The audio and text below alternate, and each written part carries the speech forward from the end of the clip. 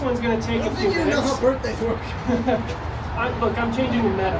All right. So this one's to one of my best friends, Jeremy Ansell, but it's not just Jarvis. a gift. I'm going to do the audiobook right now because it's Jeremy Ansell and the Very Big Desert Adventure. I'm going to read it to you right now. Yes. Whoa.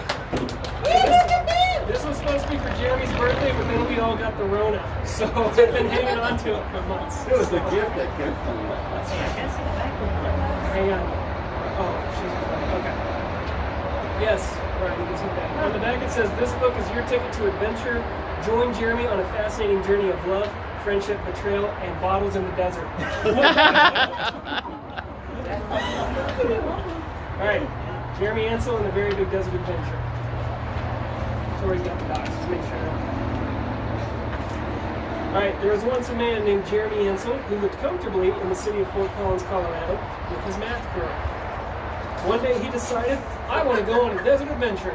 That's nice, dear, math girl said. Be back by dinner. Tonight is meatloaf. So Jeremy packed a lunch and hopped in his 2000 Chevrolet Tahoe with its 5.7 liters of Detroit-made American muscle. And he was off.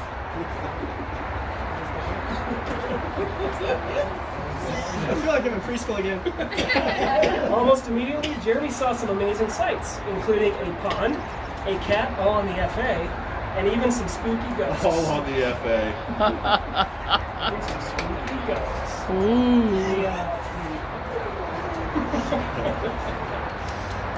Jeremy used a very scientific method to decide where to go next.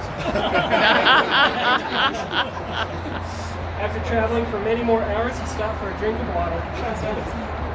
Soon after, Jeremy chanced upon a wandering rock salesman who really wanted to sell him some shiny and not so shiny rocks.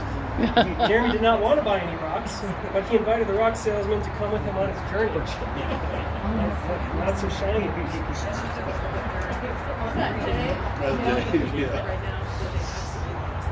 Jeremy stopped at a restaurant for a snack. It was there he met the storyteller. I have gone on many travels and have seen many things, the storyteller said. Have you seen A Clockwork Orange? Jeremy asked. Yeah, that's our buddy Blake. They enjoyed a delicious meal and then set off for more adventures. They found some water in a hole and a sign. See the sign right there. After snapping a few pics, he was challenged to a game of backgammon by a funny man. The funny man stood no chance against his superior gaming skills, and thus began a brand new friendship.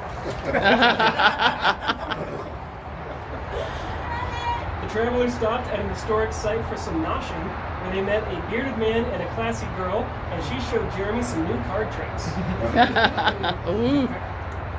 There's the thumbs up for there, those new card tricks. That night, they told some stories around a campfire. When Jeremy's new friends saw the Tahoe, they couldn't believe their eyes. Is that a 2000 Chevy Tahoe? They exclaimed in unison. That's right, Jeremy said. This is a 2007 Chevy Tahoe, ladies and gentlemen.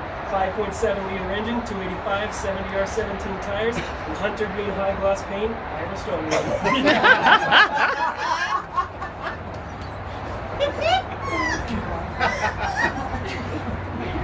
Little history, that's or context, that's like almost an exact quote of him saying those exact words. Well, this whole book is not, this is nonfiction.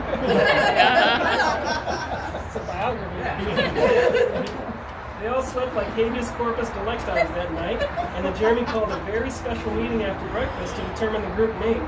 After a lengthy debate, Jeremy decided they should be called the Explorers. The Explorers cheered.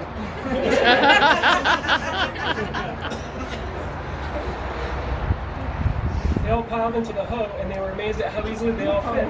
It's a nice little feature, Jeremy said. Let's roll the hoe. Here it is.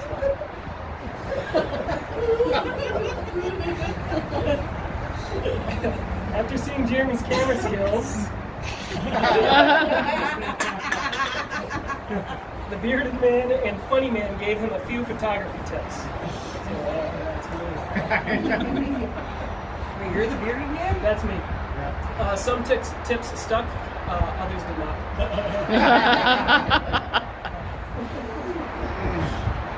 And then there's this picture. Yeah, others did not. You can see us smiling in the background. The explorers chanced upon a small town, but after visiting a haunted hotel, witnessing a gunfight, and meeting the local townsfolk, they decided they needed to get out and fast. That's J the P, P to the F, and F to the F, as Jeremy shouted. The hoe needed to be refueled, but the gas prices in the desert were outrageous. Jeremy had to offer tours of the haunted hotel in exchange for cold, hard cash before they could leave. Thankfully, when it came time to depart, he was guided by the greatest invention ever invented, the garment. Uh-huh. Bet those are $6 right now. The explorers continued their exploration of the desert and found many things, including a truck, some ruins, a house, and friendship.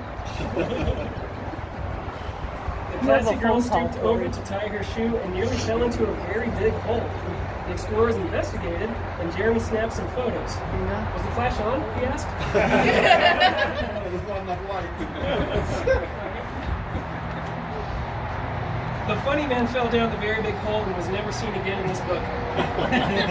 As the remaining explorers left, Jeremy found a bottle and documented it for further study.